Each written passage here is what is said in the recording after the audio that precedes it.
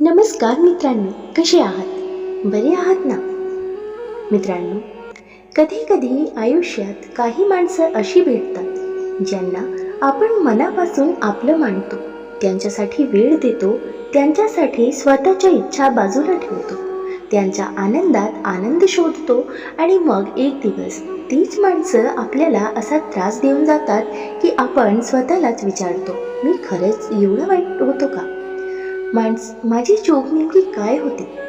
आणि मी ज्यांच्यासाठी इतकं केलं त्यांनी माझ्यासोबत असं का केलं? त्या क्षणी डोळ्यात पाणी असतं, हृदयात वेदना असते आणि मनात एकच आग धगधगत असते, यांचा त्रास परत द्यायलाच हवा.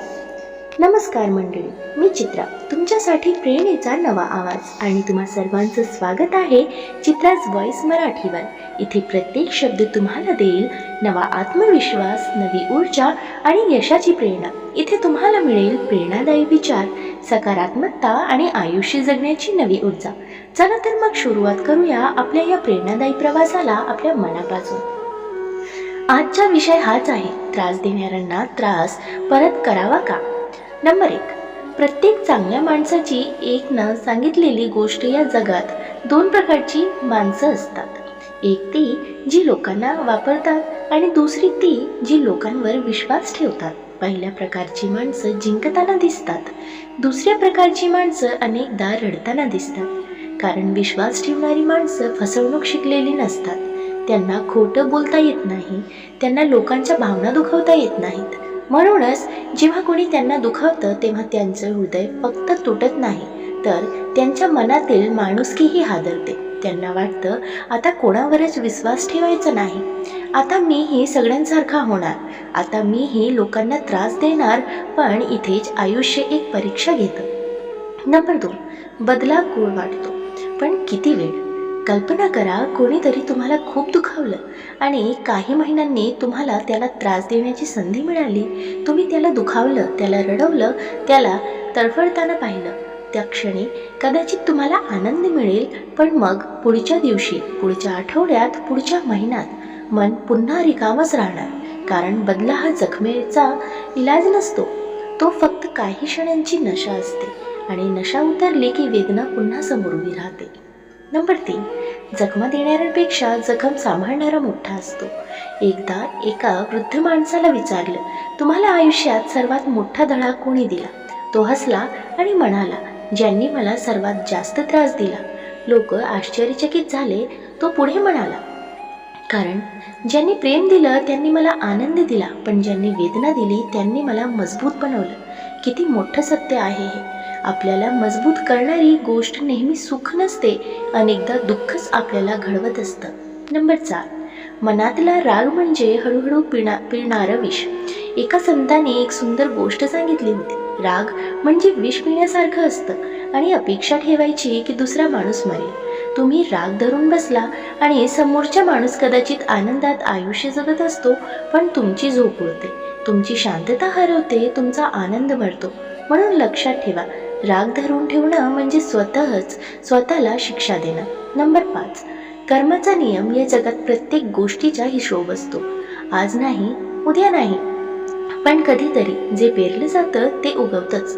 म्हणून प्रत्येक चुकीचं उत्तर तुम्हीच द्यायची गरज नसते. काही उत्तर वेळ देते, काही परिस्थिती देते आणि काही उत्तरं आयुष्य स्वतः देते. तुम्ही फक्त तुमचा मार्ग सोडू नका. नंबर 6. सर्वात मोठा बदला तुम्हाला माहीत आहे? तुम्हाला दुखावणाऱ्या लोकांना सर्वात जास्त कशाचा त्रास होतो? तुमच्या रागाचा नाही, तुमच्या यशाचा, तुमचा आनंदाचा, तुमचा हसण्याचा. जेव्हा त्यांना वाटतं की तुम्ही तुटून जाल आणि तुम्ही आणखी मजबूत बनता, तेव्हा त्यांना सर्वात जास्त धक्का बसतो. म्हणून तुमचं आयुष्य सुंदर बनवा, स्वतःला घडवा, स्वतःवर प्रेम करा. ही सर्वात मोठी जिंका आहे. नंबर 7. स्वतःला हरवू नका. काही लोक तुम्हाला इतकं दुखावतात की तुम्ही स्वतःच बदलायला लागता. पूर्वी प्रेमळ होता, आता कठोर होतं. पूर्वी विश्वास ठेवत होता, आता प्रत्येकावर संशय घेतो. पण लक्षात ठेवा, त्यांनी तुम्हाला दुखावलं म्हणून तुम्ही तुमचं चांगुलपणा गमवायचा का? त्यांची चूक तुमच्या स्वभावाची शिक्षा का बनावी?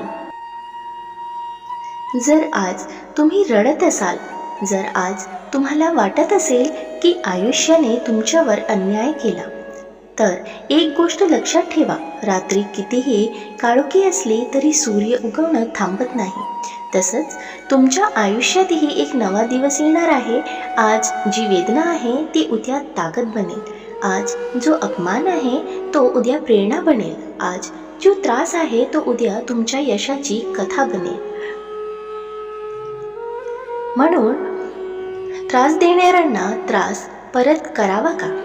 जर स्वतःचा सन्मान वाचवण्यासाठी ठाम उभं राहणं गरजेचं असेल तर नक्की उभं राहा, पण द्वेष मनात ठेवू नका, कारण द्वेष तुम्हाला जाडेल आणि शांतता तुम्हाला घडवेल.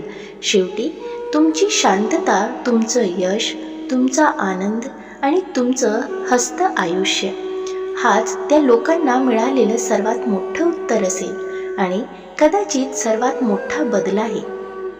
मित्रांनो, दररोज सकारात्मक विचारांसह आपण भेटत असतो. तुमचे जीवन ही असेच सकारात्मक विचारांनी भरून जाऊ. तुमच्या मनातील सर्व चांगली इच्छा आकांक्षा पूर्ण होत तुम्हाला सुख समृद्धी लाभो ही ईश्वराच्या चरणी प्रार्थना. मित्रांनो, तुम्हाला हा व्हिडिओ कसा वाटला कमेंट करून नक्की सांगा. व्हिडिओ आवडल्यास लाईक शेअर करायला विसरू नका आणि अशी छान छान कथा आणि सुविचारासाठी चॅनलला सबस्क्राईब नक्की करा. भेटूया पुन्हा एका नवीन व्हिडिओमध्ये. तवर स्वस्थ रहा, मस्त रहा, आनंदित रहा. धन्यवाद.